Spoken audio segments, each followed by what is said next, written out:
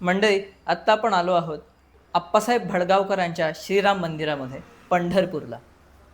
आप्पासाहेब भडगावकर हे श्री महाराजांचे एक मोठे भक्त होते. जेव्हा श्री महाराज पंढरपूरला येत तेव्हा ते कायम आप्पासाहेब भडगावकरांकडेच उतरत. एवढंच नव्हे तर श्री महाराजांनी शेवटची गुरुपौर्णिमा इथेच साजरा केलेली.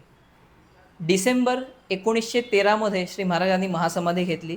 त्याच वर्षाच्या जूनच्या पहिल्या आठवड्यामध्ये श्री महाराज गोंदवल्याहून सुमारे 100 जण घेऊन आप्पासाहेब भडगावकरांकडे इकडेच उतरलेले.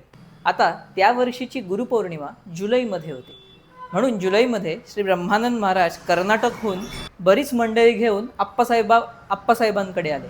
म्हणून ह्या वास्तूमध्ये त्यावेळेला श्री गोंदवलेकर महाराज आणि ब्रह्मानंद महाराज आणि यांची भक्त मंडळी असे सगळे इथे होते. म्हणजे इमॅजिन करा, ह्याच वास्तूमध्ये श्री महाराज आणि श्री ब्रह्मानंद महाराज दोघेही एकत्र राहिले. म्हणजे इमॅजिन करा त्या वास्तूमधलं तेज किती वाढलं असेल.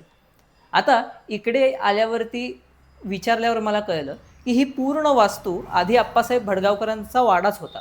त्यानंतर श्री महाराजांनी ह्या श्रीरामाची स्थापना केली, म्हणजेच भडगावकरांचं श्रीराम मंदिर.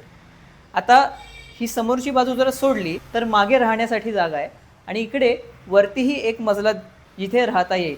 सो ह्याच जागेमध्ये श्री महाराज आणि श्री ब्रह्मानंद महाराज एकत्र राहिलेले आहेत. पाहूयात ती वास्तू.